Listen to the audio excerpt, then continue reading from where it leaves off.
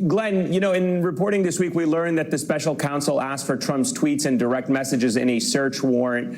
At what point does Trump realize that his posts can also be used as evidence? I mean, how is that even still that this guy is so reckless with what he posts out? Because I'm thinking of, you know, what they pursued and trying to get privately, but then I look at what he posted about, Jeff Duncan, I believe, the lieutenant governor of Georgia, and basically what some people have described as intimidating a witness. This is a guy who was, called to the grand jury to give his testimony in Fani Willis's case.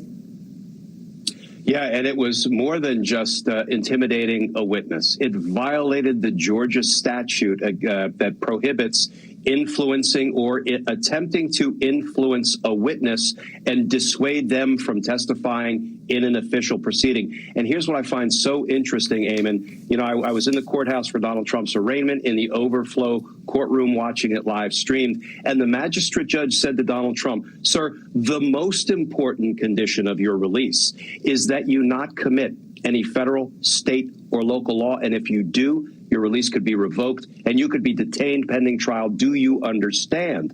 Donald Trump said he did. And not days later, he posted something that to this old prosecutor's ear certainly sounded like it violated that Georgia state law prohibiting influencing witnesses. He said, "I know former Lieutenant Governor Jeff Duncan is going to appear before the grand jury. Quote, he shouldn't. He should not testify." He told the witness not to testify.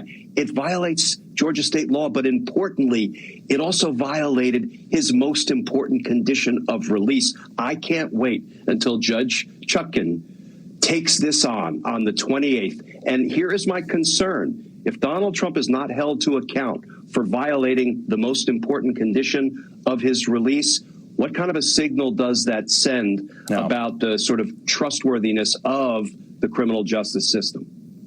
Eddie, let's talk big picture here, looking into 2024. Michael Ludwig, Judge Michael Ludwig, a friend of this show, along with Lawrence Tribe, they were on Ali Velchi's show this weekend, and they were discussing a recent piece they wrote. I think a lot of us have seen it. It certainly caught a lot of people's attention in The Atlantic, titled "The Constitution Prohibits Trump from Ever Being President Again." And here is what Tribe had to say. Take a listen. Although those criminal prosecutions are terribly important, and it's vital that the president be held accountable and not get away scot-free, the disqualification clause operates all by itself.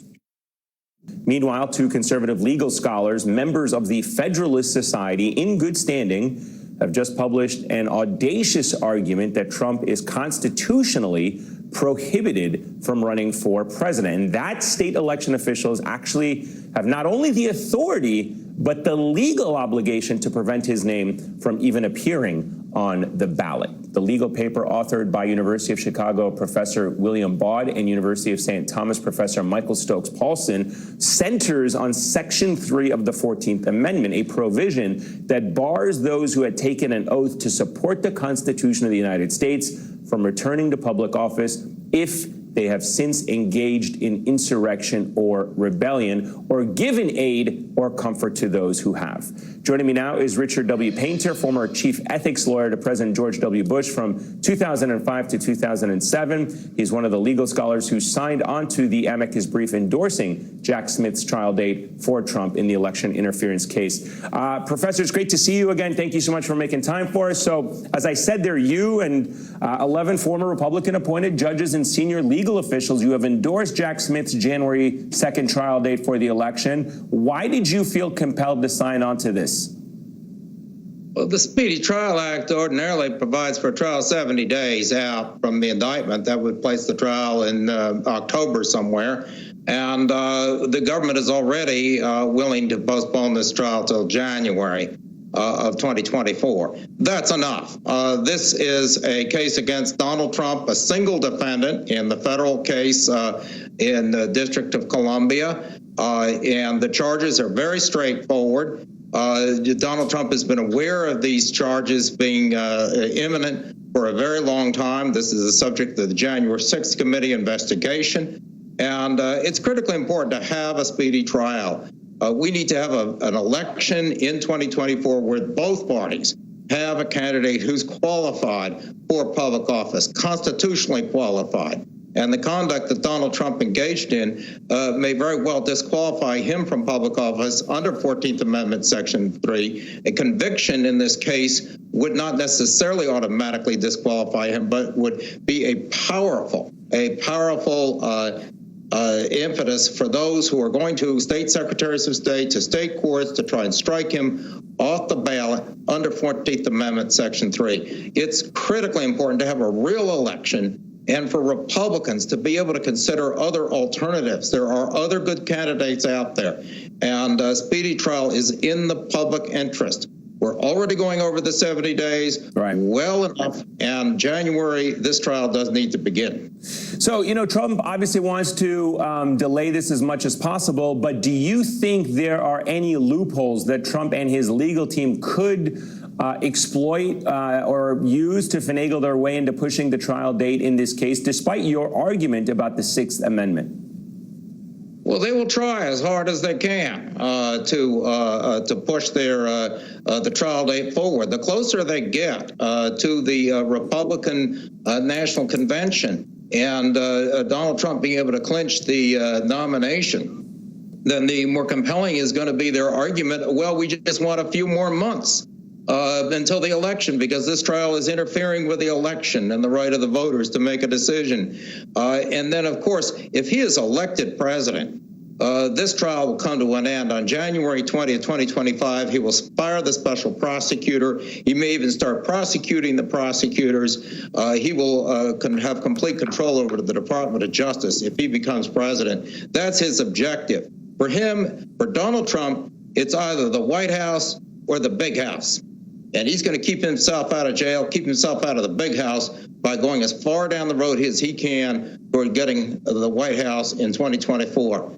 And this is not in the interest of the American people. It's not in the interest of the Republican Party.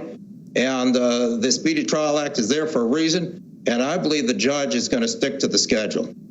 Let me switch gears and get your thoughts on this argument made by two conservative scholars who are originalists, no less, that Section 3 of the 14th Amendment disqualifies anyone who participates in a, quote, insurrection or rebellion from public office and therefore makes Trump ineligible to run in 2024. Give me your thoughts on this, on this particular analysis. Do you agree with it? If so, why or why not? And how would that disqualification process even work, legally speaking, if you think it is legally feasible?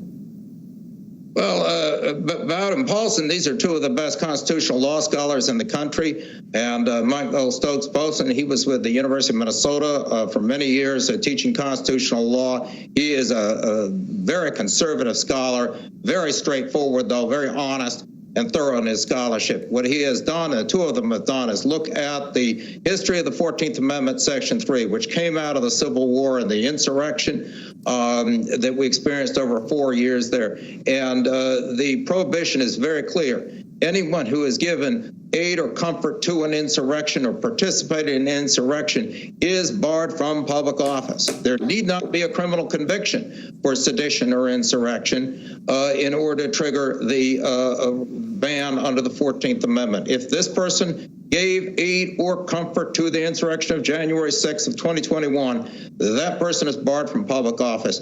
I believe that Donald Trump does meet that definition set forth in the 14th Amendment, Section 3. And that this is exactly why we have that provision. We do not want insurrectionists elected to public office.